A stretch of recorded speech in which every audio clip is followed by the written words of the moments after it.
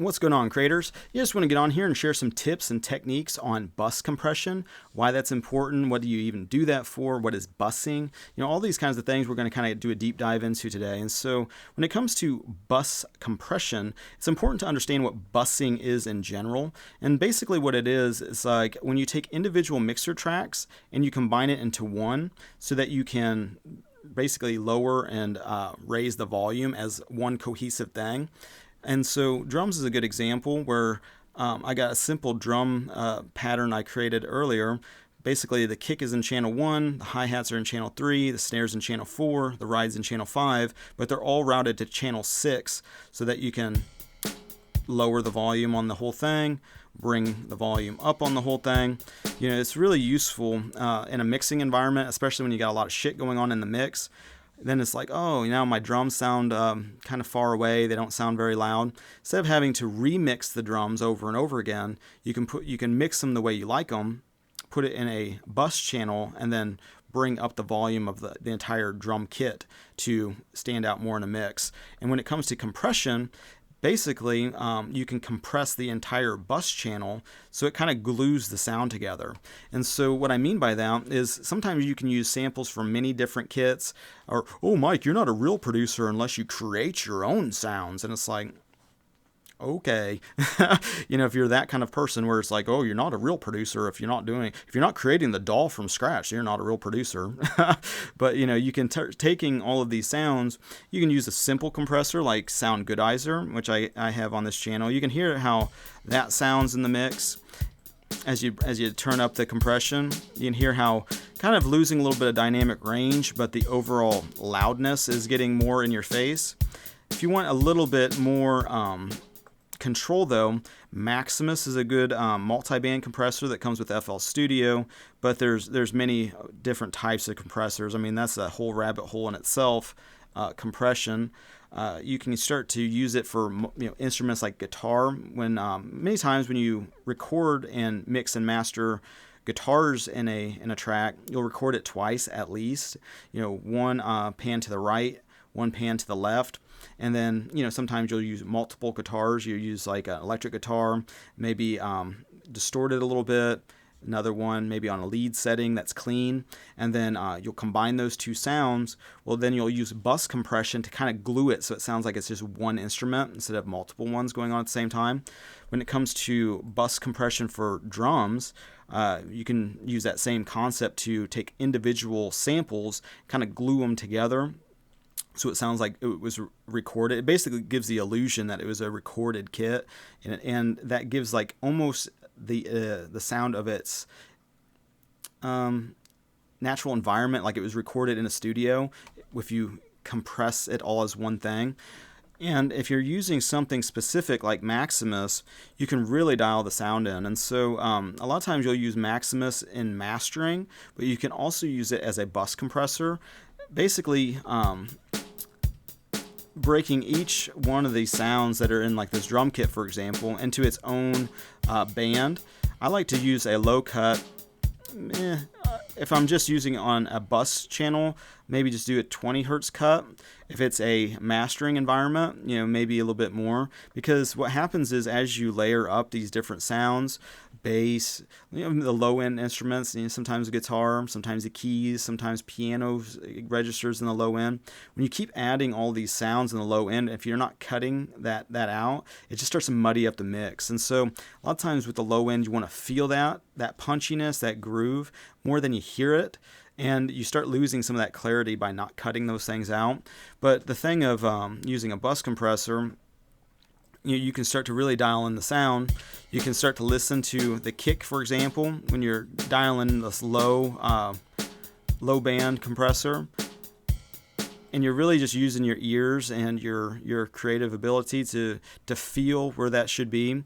There's not really a science behind this. It's just based on how it feels and if it sounds good. And it's not uniform. So it's like what works one type of compressing on a drum kit. If you use different sounds, you'll have to change these settings. And so I like to use the hi-hats as a guide for the high band.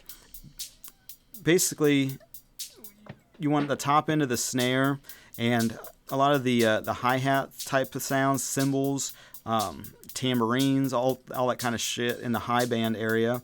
I like to actually dial it in through the mids, and just listening to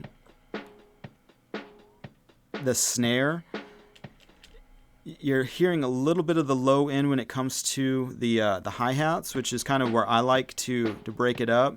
But I like the snare to be pretty punchy in the mids, because what we'll do next has to do with the attack and the release times on these different instruments. I like to double check that I'm not overly compressing these things, especially if I'm using it as a bus compression, just a real light compression.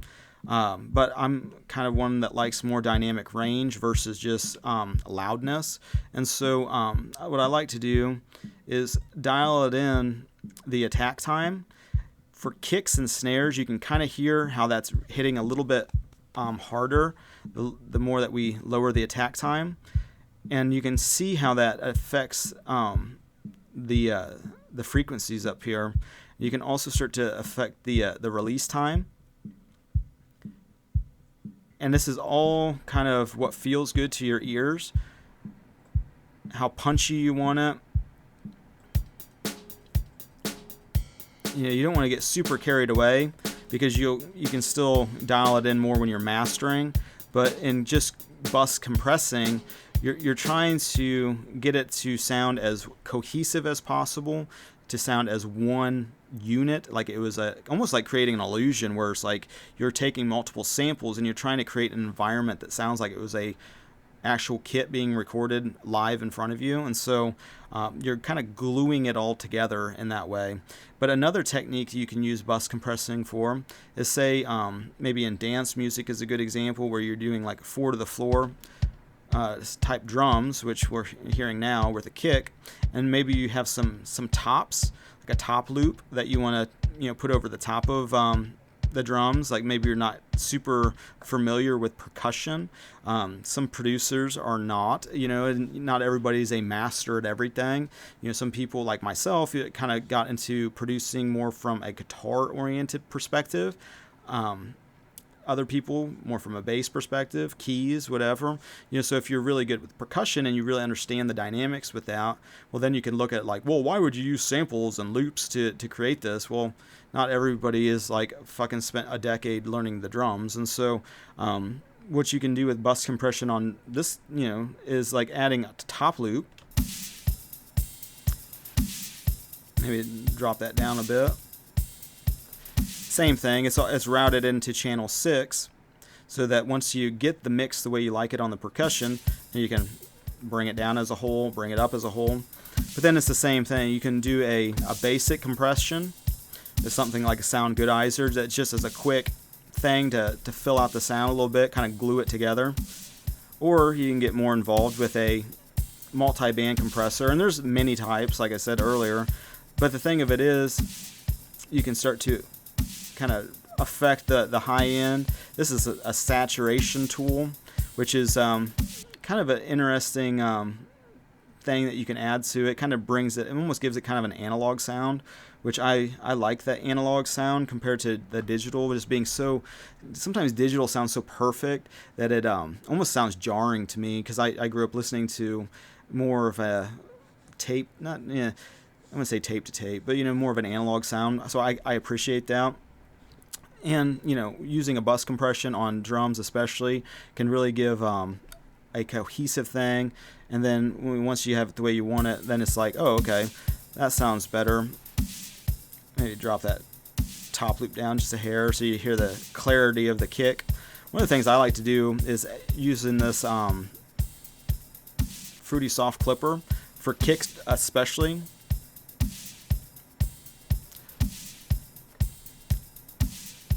I kind of like to do a little EQ on the kick too, just to make it a little punchier. Kind of drop that down a bit.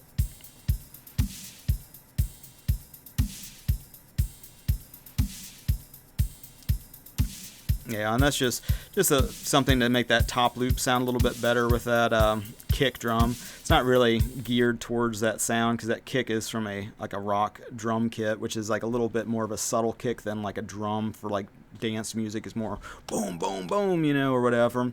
And so, yeah, just wanted to bring that to you guys, just kind of introduce you to some bus compressing reasons why you would even do it, techniques. It's basically just gluing, big sections of instruments together. And so with that being said, I think I'm going to bounce. So appreciate you guys liking, sharing, subscribing. I appreciate your support. And until the next video, God bless.